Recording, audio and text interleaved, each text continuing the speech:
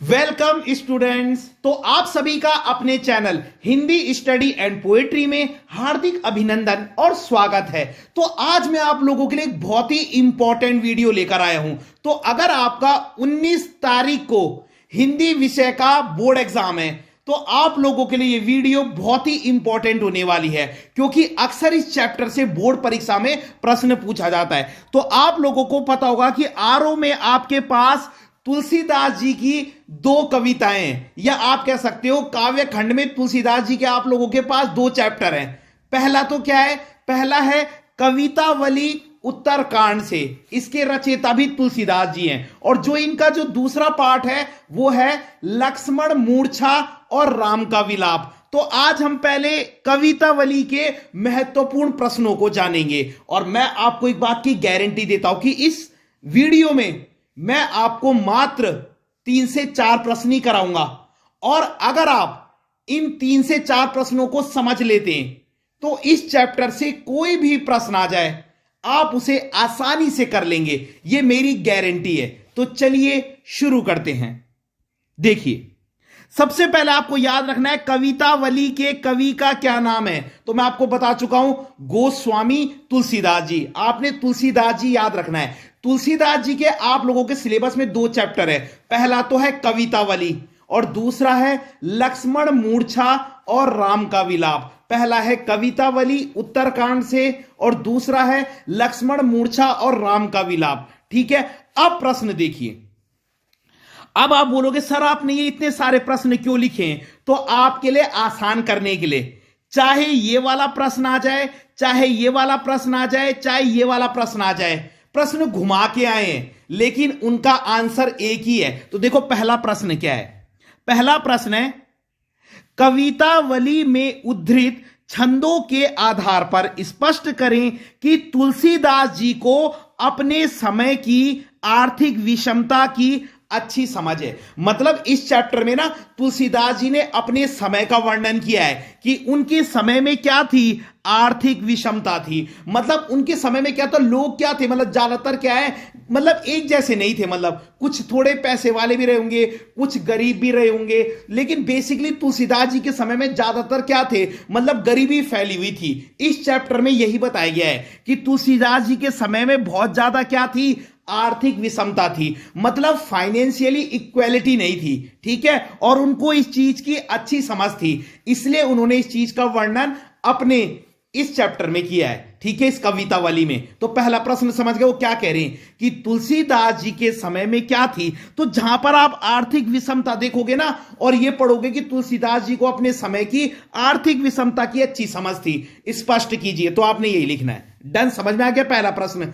तुलसीदास जी को अपने समय की आर्थिक विषमता की अच्छी समझ थी, स्पष्ट कीजिए। मतलब तुलसीदास जी को यह पता था कि उनके समय में किस तरीके से फाइनेंशियली इक्वेलिटी नहीं है, मतलब क्योंकि उस समय बहुत गरीबी फैली हुई थी, लोगों के पास जो है 2 वक्त की रोटी कमाना भी बहुत मुश्किल हो गया था। इस पाठ में यह बताया गया है। अब सेकंड प्रश्न ये ऐसे भी आ सकता है। देखो, तुलसीदास जी के कवित्व के आधार पर तत्कालीन समाज के आर्थिक विषमता पर प्रकाश डालिए। तो फिर वही बात है, देखो आर्थिक विषमता फिर से आ गया तो सेम लिखना है। फिर है बेकारी की समस्या तुलसी के जमाने में भी थी। वही जो मैंने आपको बताया कि तुलसीदास जी के समय में लोगों के पास क्या नहीं था, काम नहीं था, तो लोग क्या घूम रहे थे, बेकार या बेरोजगार। तो वही वाली बात है, इसमें भी वही लिखना है। तो बेसिकली मैंने इसमें ना पूरी समरी लिख दी है।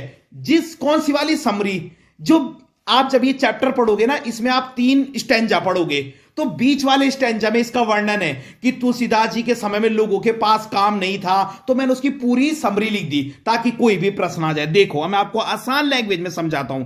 जहां पे आप देखोगे तुलसीदास जी के समय में आर्थिक विषमता पूछी गई है, तुलसीदास जी के समय में बेरोजगारी पूछी गई है, वहां पे सब ये लिखना है। अब देखो उसको आराम से समझो। देखो, तुलसीदास जी के समय में भी आर्थिक विषमता थी, मतलब फाइनेंशियली इक्वेलिटी ना होना। आर्थिक विषमता तो आप सभी समझते हो, मतलब एक लेवल के ना होना। तुलसीदास जी के समय में भी आर्थिक विषमता थी, अब ढंग से सुनो, अब है मेन आंसर। किसान के पास खेती करने के लिए साधन नहीं थे। मतलब किसान खेती तो करना चाहता था लेकिन उसके पास साधन नहीं थे, रिसोर्सेस नहीं थे। दूसरा, भिखारी के लिए भीख नहीं थी। अब बेचारा भिखारी भीख मांग रहा है लेकिन लोग भीख देंगे कहां, लोगों के पास तो खुद ही काम नहीं है। तीसरा, व्यापारी के लिए व्यापार नहीं था। अब जो व्यापारी हैं, जिसको बनिया कहते हैं, वो लोग व्यापार करना चाहते हैं, बनिया लोग, लेकिन उनके पास व्यापार के लिए कुछ है ही नहीं। और नौकर के लिए नौकरी नहीं थी। मतलब देखो कितनी बुरी स्थिति है। मतलब किसान खेती करना चाहता था लेकिन उसके पास साधन नहीं थे, रिसोर्सेज नहीं थे।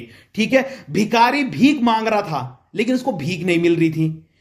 जो व्यापारी है, व्यापारी को आप बनिया भी कह सकते हैं, जो बनिया है वो काम करना चाहता है, वो व्यापार करना चाहता है, ट्रेड करना चाहता है, लेकिन उसके पास भी क्या है, व्यापारी नहीं है। और नौकर के लिए नौकरी नहीं है। इतना आ गया समझ में। फिर उसके बाद लिख देना, अगली लाइन से लिखना, जो लोग बेरोजगार हैं वो बहुत दुखी हो जाते हैं और एक दूसरे से बस एक ही बात कहते हैं कि हम कहां जाएं, क्या करें। देखो मैं आपको समरी टाइप में बता रहा हूं, मैंने आसान से, देखो दोबारा से समझते। प्रश्न क्या था कि तुलसीदास जी के समय में क्या थी, आर्थिक विषमता थी, या तुलसीदास जी के समय में बेरोजगारी की समस्या थी, या तुलसीदास जी के समय में बेकारी की समस्या थी, इसको स्पष्ट कीजिए। तो जहां पे आर्थिक विषमता आएगा, तुलसीदास जी के समय में बेरोजगारी, इस टाइप का कुछ आएगा, वहां पे आपने सब यही लिखना है। तो आप क्या लिखोगे, तुलसीदास जी के समय में भी आर्थिक विषमता थी। आज तो खैर है ही, तुलसीदास जी के समय में भी आर्थिक विषमता थी। फिर वही, किसान खेती तो करना चाहता था लेकिन उसके पास साधन नहीं थे। किसान खेती तो करना चाहता था लेकिन उसके पास साधन नहीं थे। भिखारी भीख मांग रहा था लेकिन उसको भीख ही नहीं मिल रही। जो बनिया है वो व्यापार करना चाहता है लेकिन उसके लिए कोई व्यापार नहीं है। बनिया व्यापार करना चाहता है लेकिन उसके लिए कोई व्यापार नहीं है। और नौकर के लिए नौकरी नहीं है। ठीक है, तो फिर सब लोग क्या हो जाते हैं, फिर सब लोग बेरोजगार हो जाते हैं और बहुत दुखी होकर एक दूसरे से बस एक ही बात कहते हैं कि हम कहां जाए, हम क्या करें। बस सब लोग दुखी हो जाते हैं और एक दूसरे से बस एक ही बात कहते हैं कि हम कहां जाएं, क्या करें, बस। और लास्ट में लिख देना, यह भी आता है कई बार, यहां से भी स्पेशल प्रश्न बन जाता है, वेदों और पुराणों में क्या कहा गया है।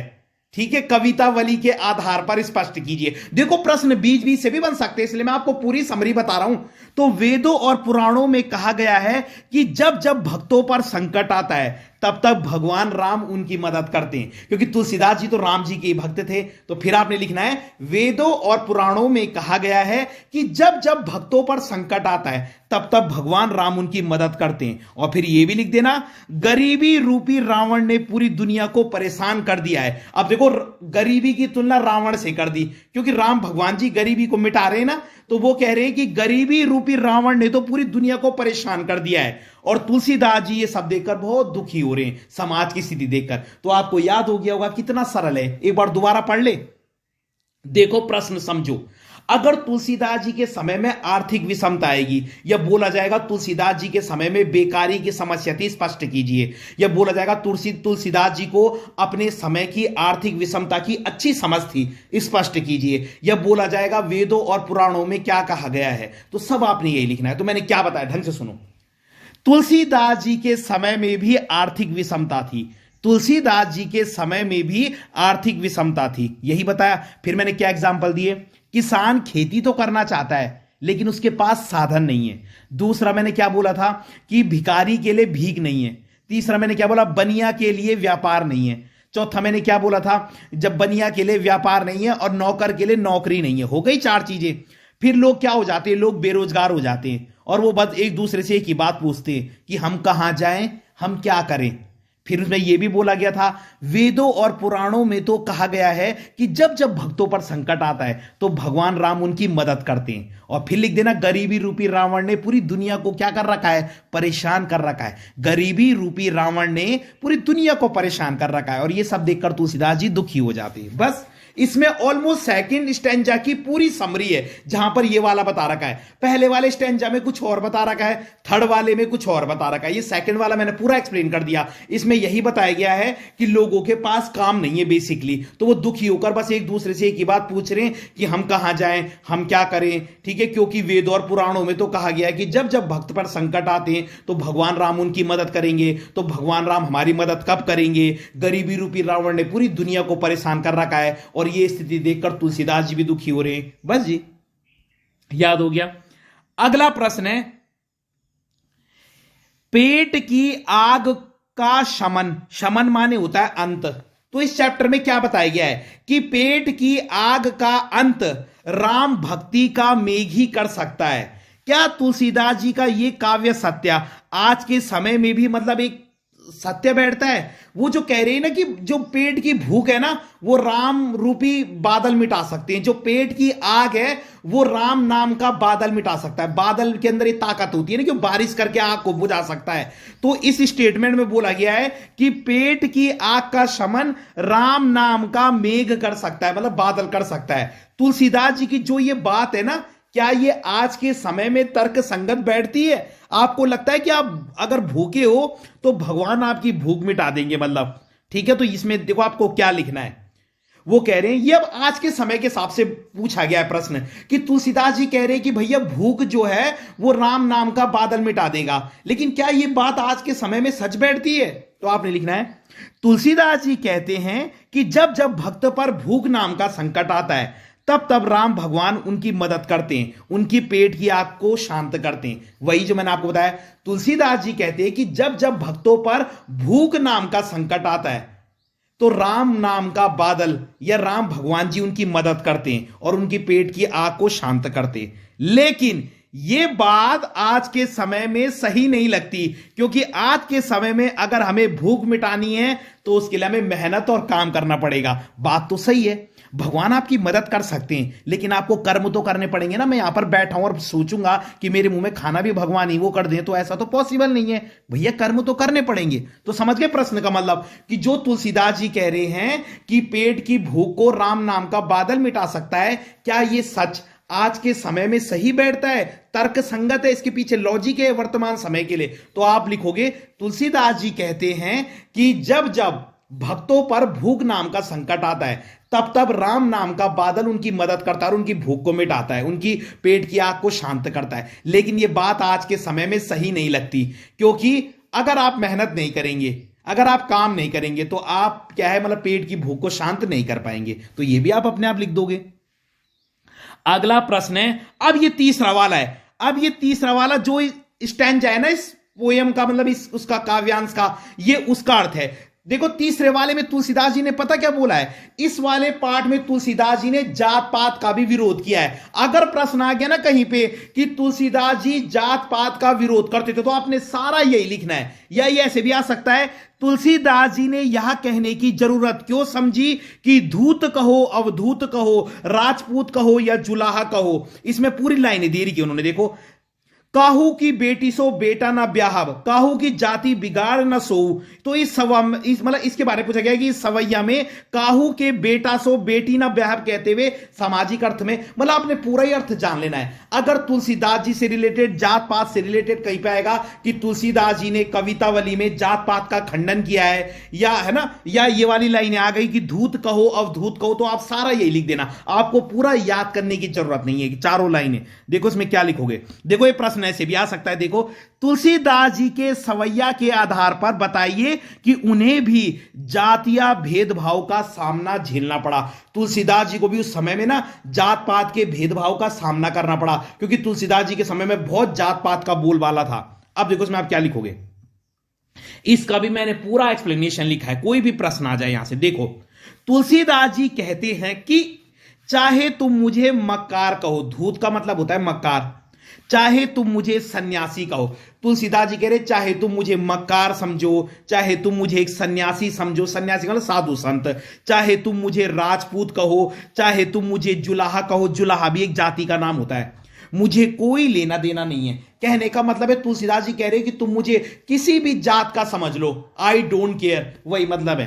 तुलसीदास जी कह रहे तुम मुझे चाहे मक्कार कह लो, है ना, चाहे तुम मुझे एक सन्यासी कह लो, चाहे तुम मुझे राजपूत कह लो, चाहे तुम मुझे जुलाहा कह लो, मतलब तुम मुझे किसी भी जाति का कह लो, मुझे कोई लेना देना नहीं है। क्यों?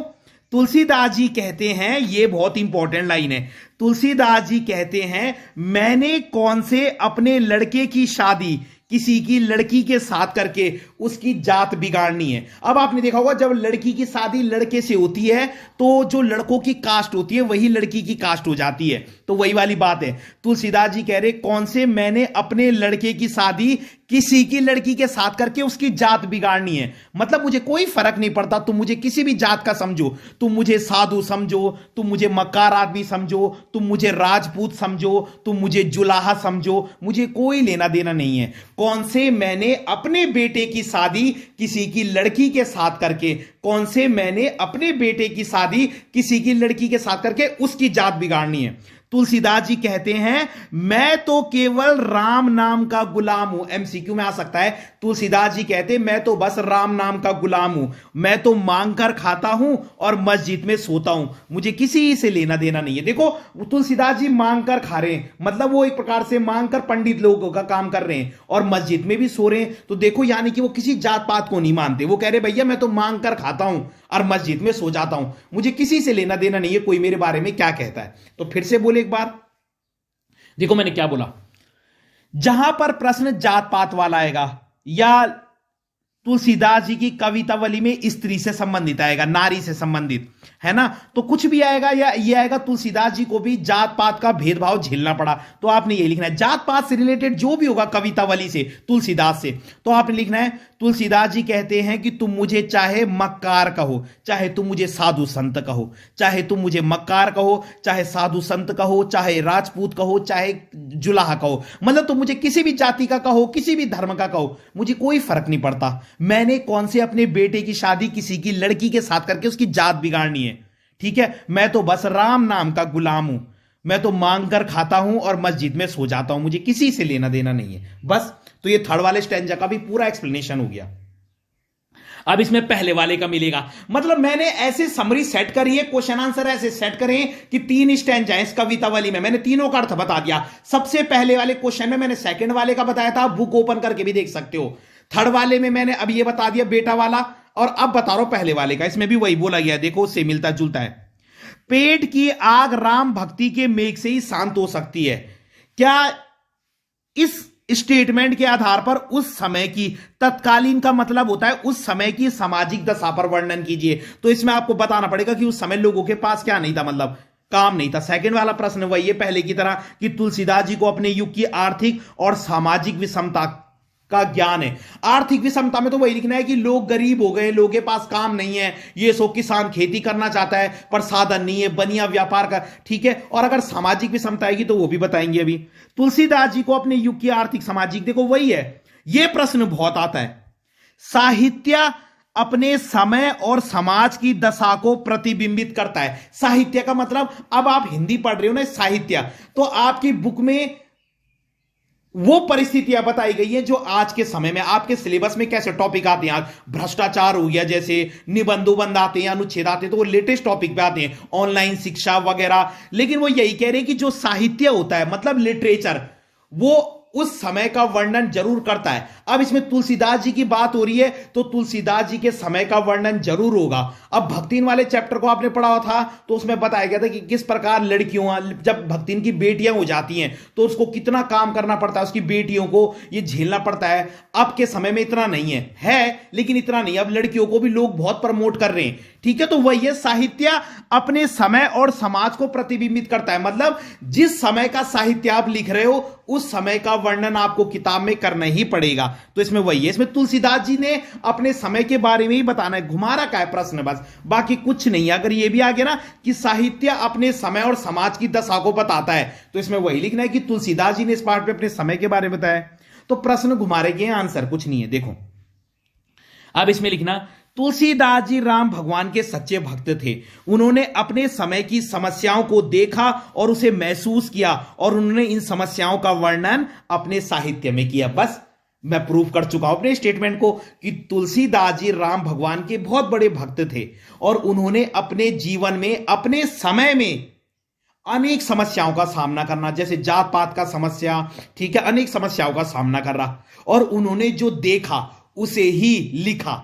वही तो बात है, उन्होंने जो देखा उसे ही अपने साहित्य में लिखा। इंसान जो देखता है, अब मान लो मैं एक पोएट हूं, तो मैं आज जो समाज में देख रहा हूं मैं उसी के बारे में तो लिखूंगा। प्राचीन समय के बारे में लिख के मैं क्या करूंगा, आज की जो वर्तमान कंडीशन है उसके बारे में लिखूंगा तो ज्यादा बेटर रहेगा। तो वही है, तो तुलसीदास जी ने भी अपने समय में अनेक परेशानियों का सामना कर रहा और उन्होंने जो देखा उसी का वर्णन उन्होंने अपने साहित्य में करा। डन। आगे लिखना, तुलसीदास जी संत थे लेकिन लोगों के दुख को समझते थे। अब देखो मेन पॉइंट क्या है, अब मैंने पूरी समरी लिख दी बहुत इजी लैंग्वेज में। इतना समझ में आ गया कि तुलसीदास जी ने अपने समय में जो कुछ देखा उसका वर्णन अपने साहित्य में करा। तुलसीदास जी ने अपने समय में जो कुछ देखा उसका वर्णन अपने साहित्य में करा। वही तो हमने मेन बताया। तो तुलसीदास जी ने अनेक दुख झेले, क्लियर है, और वो लोगों के दुखों को भी समझते थे, इसलिए उन्होंने सब परिस्थितियों का वर्णन अपने साहित्य में करा। आगे लिखना, अब इसकी देखो मेन समरी बता रखा मैंने।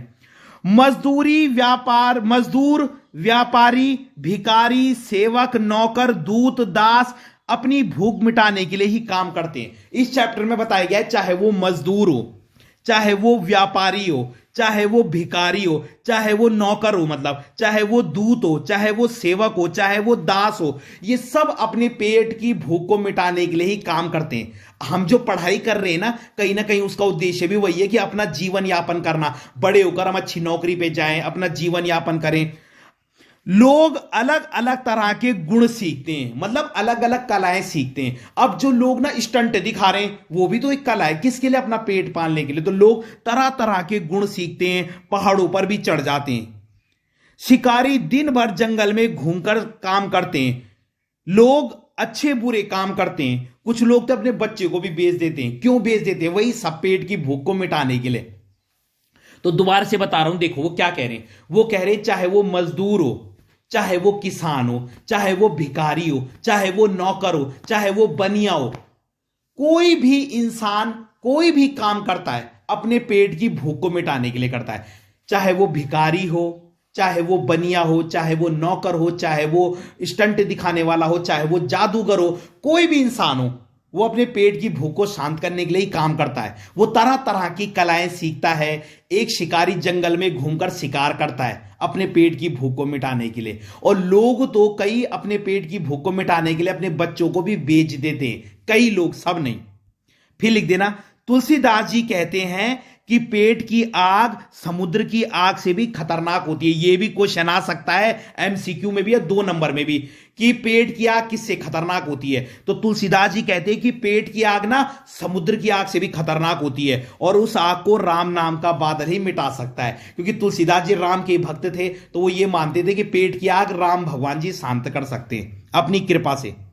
तो पेट की आग है वो समुद्र की आग से भी खतरनाक होती है, और इस आग को राम नाम का बादल मिटा सकता है। क्लियर हो गई बात। और अब जो ये सेकंड वाला है, ये मैं आपको ऑलरेडी बता चुका हूं। किसान के पास खेती करने के लिए साधन नहीं थे, तो यहां से सेकंड वाला वो स्टार्ट हो जाता है। देखो सब सेकंड थर्ड ये सब सेकंड वाला स्टार्ट हो गया। तो ये मैं आपको पहले वाले में ही बता चुका था। बेसिकली तो यहां तक जो फर्स्ट सेकंड थर्ड ये सब है, क्लियर हो गया। ये पहले वाले उसके आंसर है, मतलब पहले वाले स्टैंजा का मीनिंग है। देखो पहले वाले स्टैंजा में क्या बता रखा है, पहले वाले स्टैंजा में यह बता रखा है कि तुलसीदास जी ने अपने समय में जो भी परिस्थितियों को देखा उसका वर्णन उन्होंने अपने साहित्य में करा। उन्होंने जो जो देखा, उन्होंने जिन जिन दुखों का सामना करा, उसका वर्णन अपने साहित्य में करा। अब फिर लिख देना, तुलसीदास जी के समय में चाहे वो, मतलब ये बता रखा है कि चाहे वो मजदूर हो, व्यापारी हो, भिखारी हो, नौकर हो, जादूगर हो, कोई भी इंसान जो काम करता है वो अपने पेट की भूख को मिटाने के लिए करता है। ठीक है, अगर शिकारी शिकार कर रहा है अपने पेट की भूख को मिटाने के लिए कर रहा है।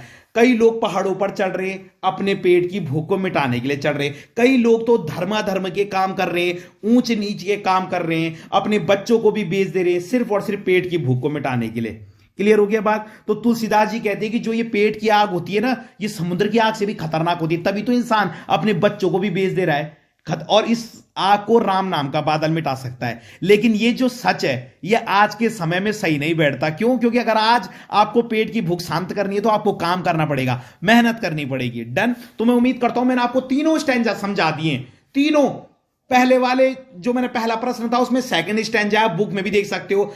जो मैंने सेकंड क्वेश्चन बताया उसमें थर्ड वाला समझाया गया है, और थर्ड वाले में पहला वाला समझाया गया है। तो मैंने प्रश्न ऐसे सेट करे जिनमें तीनों स्टैंजा आ जाए, एमसीक्यू भी आ जाएंगे इसके अंदर से। ठीक है? तो अगर आपको वीडियो पसंद आई हो तो लाइक कीजिएगा, कमेंट कीजिएगा, और अपने चैनल को सब्सक्राइब जरूर कीजिएगा, और चैनल को अधिक से अधिक शेयर जरूर कीजिएगा। धन्यवाद।